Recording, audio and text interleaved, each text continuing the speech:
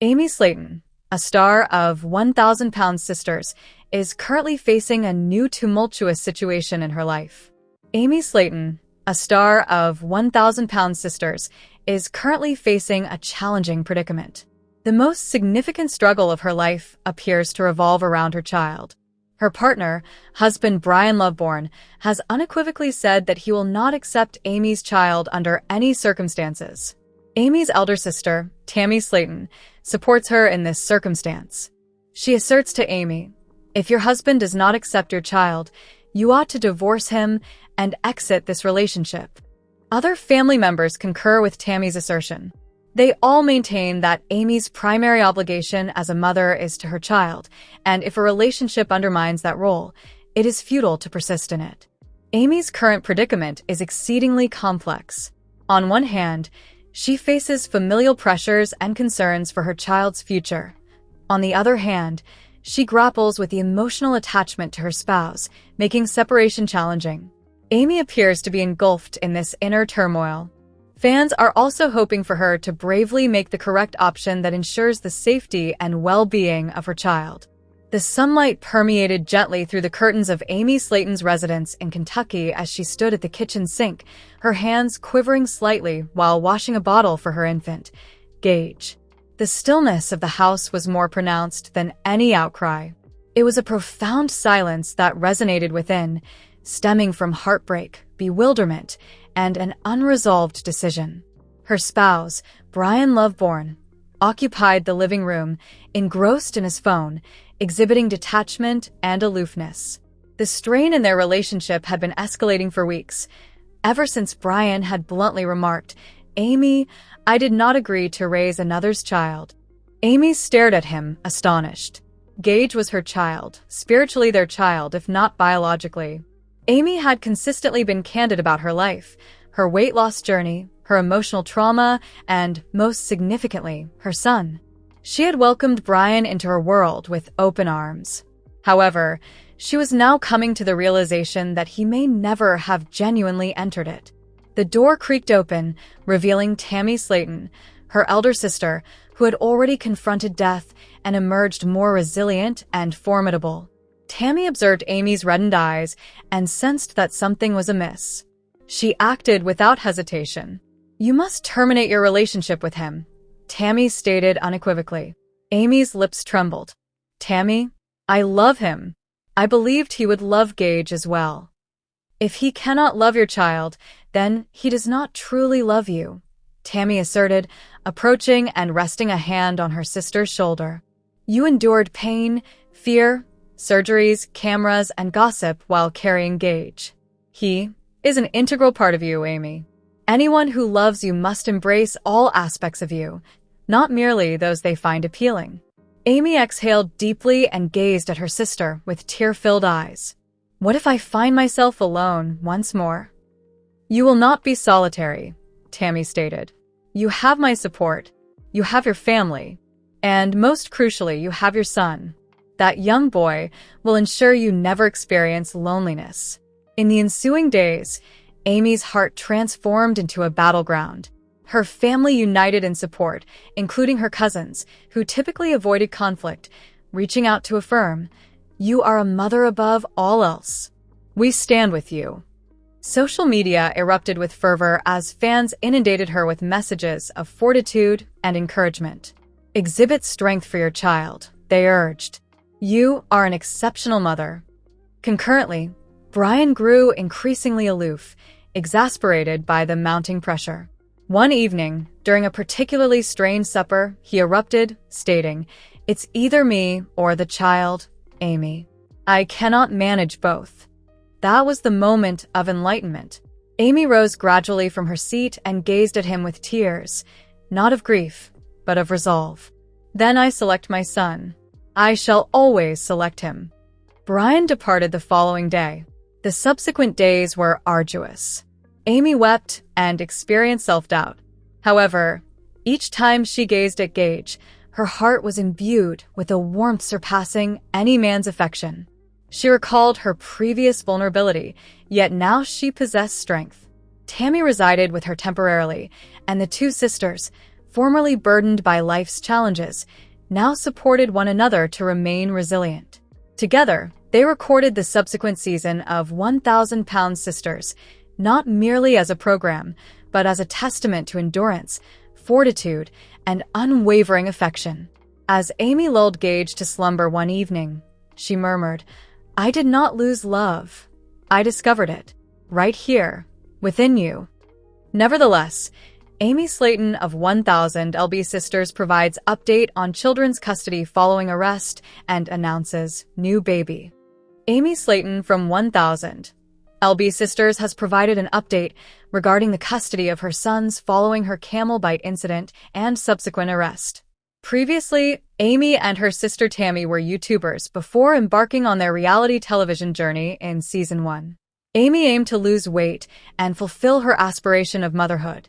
She gave birth to 2 sons with her husband, Michael Halterman, but their marriage culminated in divorce, reportedly due to Michael's failure to fulfill his paternal responsibilities.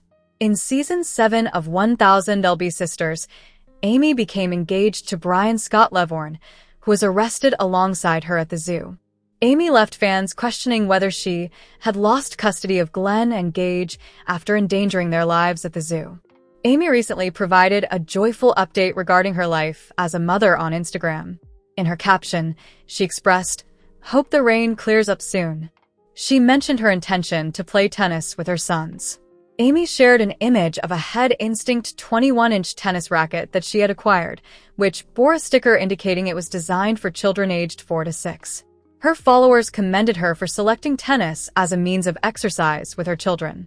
User Samuel_Gatlin commented, "Continue being in September 2024, Amy and her boyfriend, Brian, were briefly detained on charges of illegal drug possession and child endangerment. During Amy's detention, her sister, Amanda Halterman, assumed temporary custody of her 2 sons. This incident prompted extensive speculation regarding the potential permanent loss of custody of her children. However, in May 2025, Amy confirmed that she had not lost custody of her 4-year-old son, Gage, and her 2-year-old son, Glenn, both of whom had been returned to her care. Amy commemorated Mother's Day with her sons by treating them to their preferred gammon and cheese breakfast. This heartfelt occasion resonated with fans. However, apprehensions persisted regarding Brian's history and the rapidity with which Amy entrusted him around her children. Notably, she became engaged to him merely 5 months after their initial meeting, a decision her family did not endorse. In spite of the skepticism, Amy is demonstrating her capability as a parent. Her recent tennis post Amy has previously made dubious decisions, yet she is diligently striving to rectify them. Her affection for her children initially motivated her weight loss endeavor, and she is resolute in ensuring those efforts are not squandered. As an adult, Amy possesses the autonomy to make her own choices, despite her family's ongoing counsel. Although her narrative on 1000 LB Sisters centers on her marriage, her objective is to establish a reliable paternal presence for her sons. Amy implores her fans to believe that she is genuinely dedicated to doing things correctly this time. Nonetheless, on a radiant morning in Dixon, Kentucky, characterized by a warmer sun and more pronounced birdsong, Amy Slaton sat on the porch of her familial residence, anxiously intertwining her fingers. Adjacent to her, her husband Michael offered a comforting smile and a gentle nudge. This day was significant. They were poised to disclose a transformative revelation to Tammy. Upon Tammy's emergence onto the yard in her wheelchair, adorned with sunglasses and clutching a Diet Coke, she instantly perceived that something was amiss. "What is occurring?" she inquired, narrowing her eyes at them. "Why do you appear as though you have pilfered something?" Amy chuckled anxiously. "We did not pilfer anything, Tam. We have something to disclose to you," Michael stated. "It is favorable news. Significant news." Tammy exhaled with impatience. "Well, divulge it." "I do not have all day." Amy inhaled deeply and grasped Michael's hand firmly. "We purchased a house, Tammy. Our own residence. Just me, Michael, and Gage. And the new baby upon arrival." A minute of stillness ensued. The atmosphere became stagnant. Tammy blinked, her mouth slightly parted, attempting to comprehend the words. "What did you say?" she inquired hesitantly. Amy reiterated, her voice trembling. "We purchased a house. It is modest, yet it belongs to us. We executed the documents yesterday and will relocate in 2 weeks." Tammy's lips opened and then closed.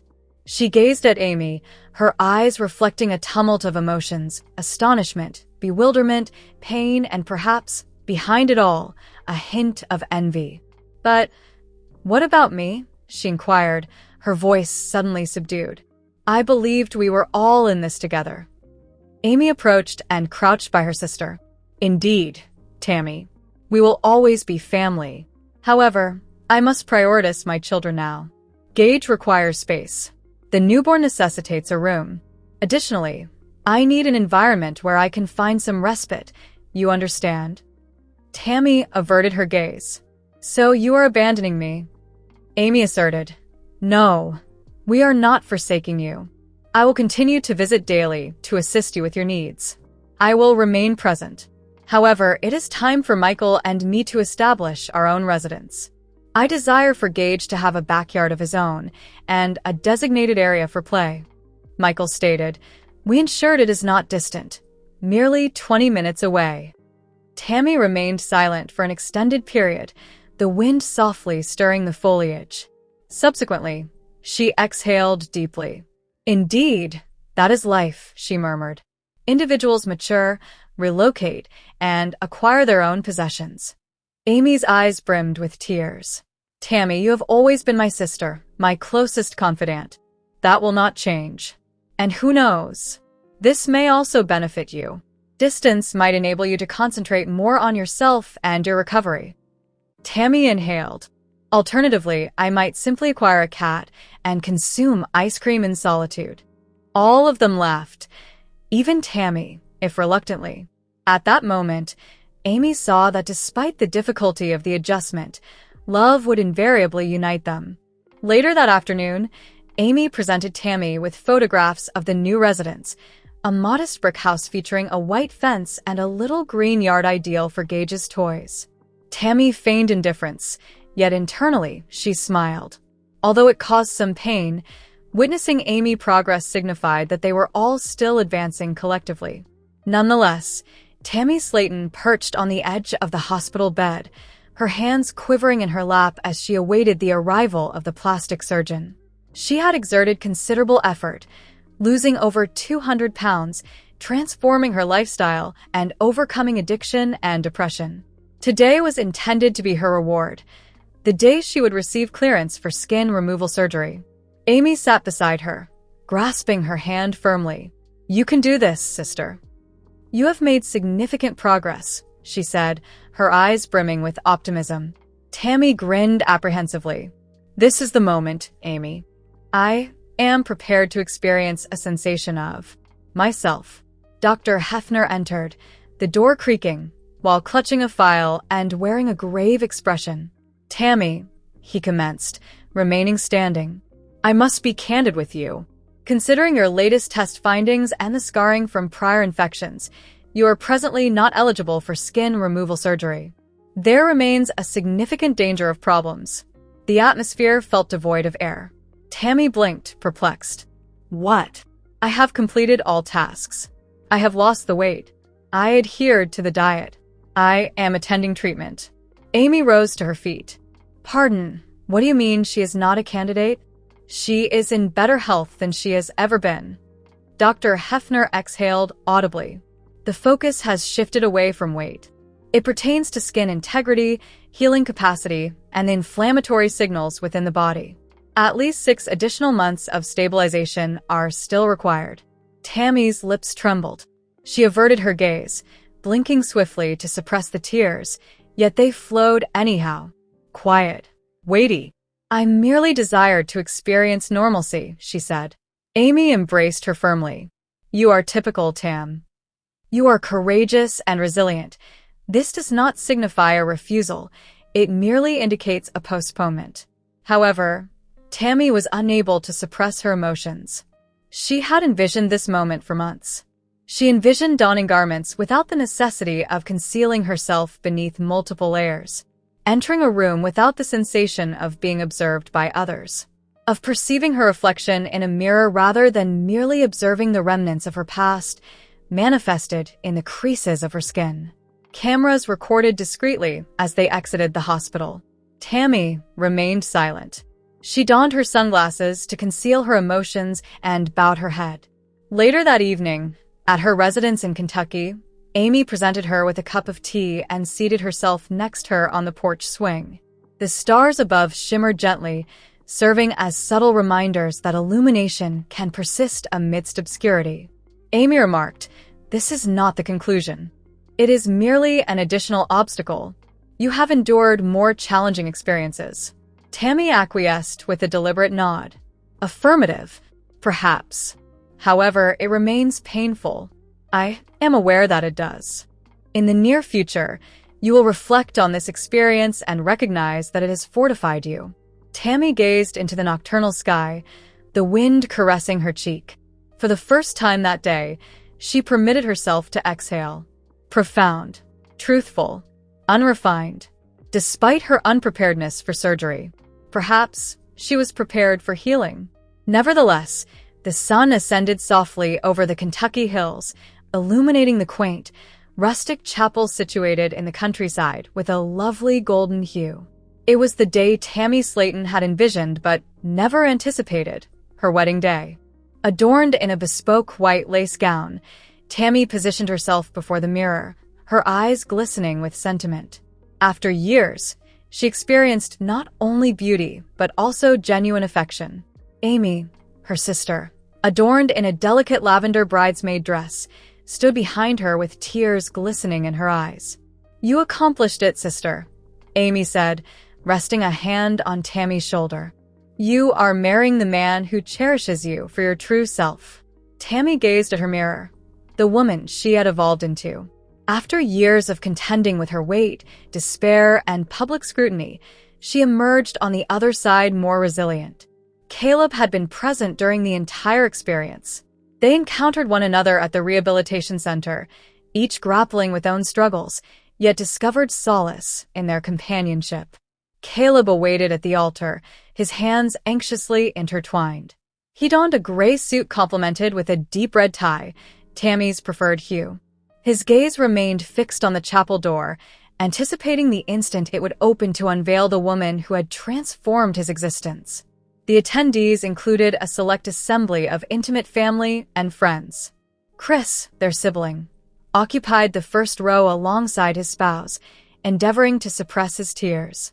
Amanda was adjusting her hair in a compact mirror while frequently staring at the aisle, evidently exhilarated. Misty, previously skeptical of the union, nevertheless granted her approval. Ultimately, the music intensified. The doors opened, and Tammy advanced in her wheelchair, aided by Amy, who beamed with pride akin to a mother on prom night. However, midway down the aisle, Tammy halted. With resolve and unsteady legs, she proceeded, the remainder of the distance towards Caleb. The whole room inhaled sharply. The pastor also halted in astonishment. Caleb wept loudly as he saw her. "She is ambulating." "For me," he said. They faced one another, hands clasped, tears streaming unabated. "I never believed I was worthy of love," Tammy stated during her vows. "However, you demonstrated that I am greater than my history. I am deserving. Today, I vow to love you, advocate for you, and construct a future together." Caleb's voice trembled as he said, "Tammy, you rescued me when I believed I had lost everything. I pledge to accompany you, whatever of circumstances, till the conclusion of our lives." The ceremony concluded with a kiss that elicited clapping and shouts. The couple thereafter proceeded outdoors, where Amy had adorned a delightful reception area beneath a tent with wildflowers, fairy lights, and a simple yet exquisite cake inscribed with "Forever Starts Today." Amy delivered a toast at the reception. "I recall the Tammy who was irate, wounded, and fatigued by existence. Today, I observe my sister cheerful, in love, and wed. I am exceedingly proud of you." Tammy elevated her glass, "And I take pride in our accomplishments. Everyone, this is not solely my adventure. It belongs to us.